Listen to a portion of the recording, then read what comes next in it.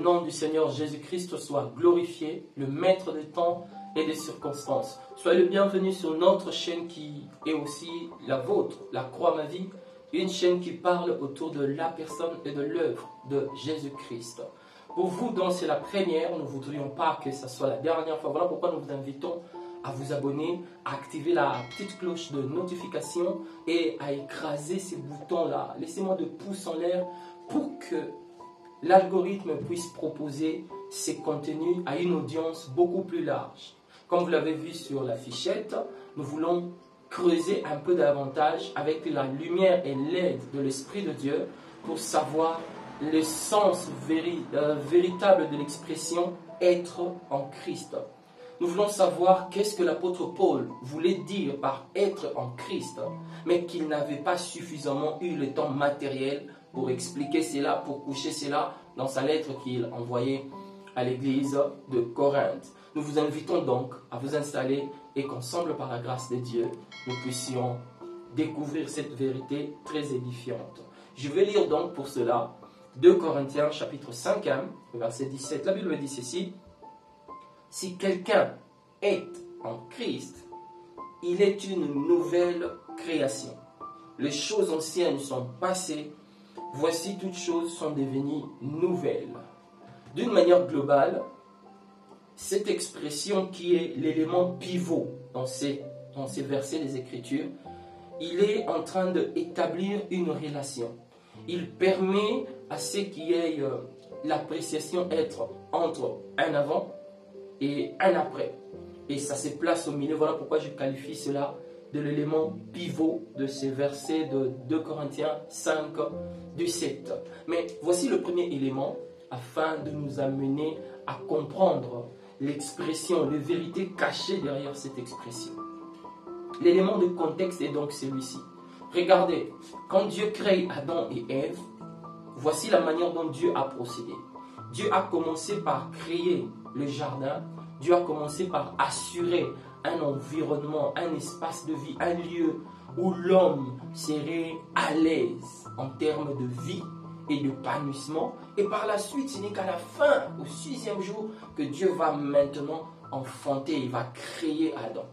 Mais ce n'est pas la même chose dans la nouvelle création, parce que la Bible nous dit que Christ vient initier la nouvelle création.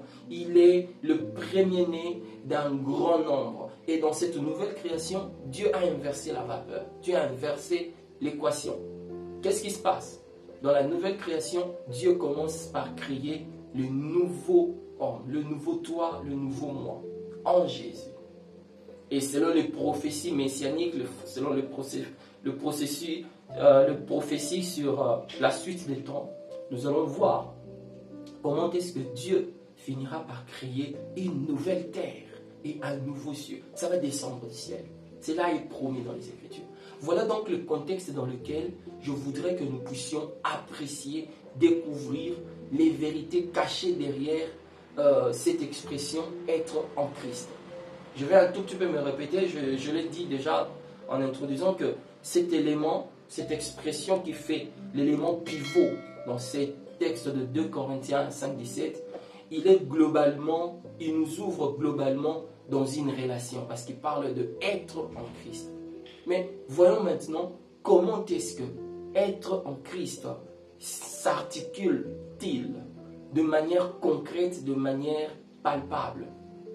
Lorsque l'apôtre Paul dit que si une personne est en Christ, c'est une nouvelle personne, il balance plusieurs vérités. Mais moi, j'en ai énuméré 3 afin de vous donner un vidéo comestible. Donc, le premier élément est celui-ci. Quand quelqu'un dit que je suis en Christ, si cela est vrai, cette personne-là est en train de dire en fait que j'ai une nouvelle identité. Mon identité a été transformée. J'ai une nouvelle identité. Et quel est le fondement de cette nouvelle identité que nous avons en Jésus-Christ? Le fondement de cette nouvelle identité, cela est construit par la vérité selon laquelle, quand Dieu pardonne, il efface le péché. Regardez comment Jean parle de Jésus un jour après son baptême, à ses propres disciples. Ils ont vu Jésus passer. Jean dit à ses disciples, voici l'agneau de Dieu qui ôte le péché du monde. Jean chapitre 1, le verset 29, pardon. Jean 1, 29. Donc, la première chose, la première vérité cachée derrière l'expression être en Christ, c'est que en Christ, nous avons un nouveau casier, un casier vierge, une nouvelle identité. Et c'est seulement Christ qui a réussi à nous donner cette nouvelle identité. La deuxième chose, la deuxième vérité cachée derrière l'expression être en Christ, c'est le fait que lorsque on est en Christ, nous partageons avec Christ une seule et même unité de vie. Nous entrons dans une communion spirituelle avec Christ, tel qu'il est dans sa sainteté, dans sa grandeur, dans sa suffisance. Écoutez ce que la Bible dit à propos. C'est encore l'apôtre Paul qui nous aide à comprendre cela. Cette fois-ci, je prends Colossiens chapitre 3, le verset 3. L'apôtre Paul dit ceci, « Car vous êtes morts et votre vie est cachée en Christ. Votre vie est cachée avec Christ en Dieu. » Nous sommes morts et notre vie est cachée avec Christ en Dieu. Nous sommes morts par rapport à quoi? Nous sommes morts par rapport à l'ancienne vie. La vie où on était dans la jalousie, dans la boisson, dans les histoires compliquées, dans des endroits malheureux.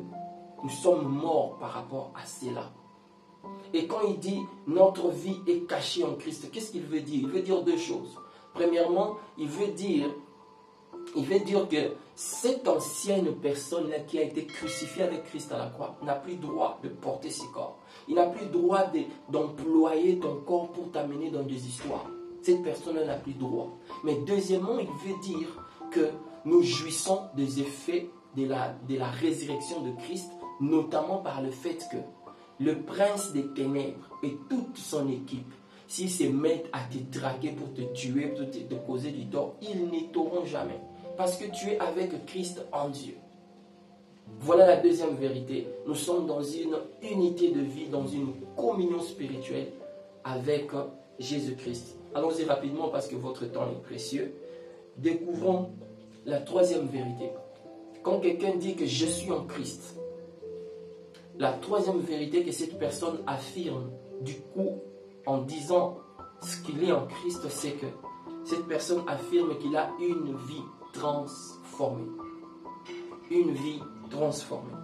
En Christ, bien-aimé, nous avons une vie transformée. Quand on vient à Christ, le jour où tu reçois Christ comme ton Seigneur et ton Sauveur, directement, automatiquement, au niveau de ton esprit, tout change. Automatiquement, tu reçois la nature des enfants de Dieu. Tu reçois la carte d'accès à la présence glorieuse et éternelle de Dieu. Tu peux vivre avec Dieu. Mais il y a un problème. C'est au niveau de l'âme. Ce qui s'est passé au niveau de l'esprit de manière parfaite et conclue devient un processus au niveau de l'âme. Et c'est par rapport à ça que l'apôtre Paul, nous allons voir cela, il nous encourage, il nous exhorte, il nous interpelle à engager notre volonté pour manifester cette vie transformée qui est déjà un acquis au niveau de notre esprit. Et pour cela, écoutez ce qu'il dit. Je lis pour vous Éphésiens chapitre 5, le verset 1 et 2. Il dit ceci, « Soyez donc imitateurs de Dieu comme des enfants bien-aimés et marchez dans l'amour à l'exemple de Christ qui nous a aimés et qui s'est livré lui-même à Dieu pour nous comme une offrande et un sacrifice de bonne odeur. » Il y a un verbe que l'apôtre Paul a utilisé ici. C'est un ordre. Il dit marcher dans l'amour. Dieu est amour. Et la marche n'est pas gratuite. Quand il dit marcher dans l'amour, en d'autres termes, il veut dire manifester cette vie que vous avez déjà au niveau de votre esprit qui est en communion avec Christ. Et marcher, je le disais tantôt, ce n'est pas gratuit. La marche, c'est un engagement.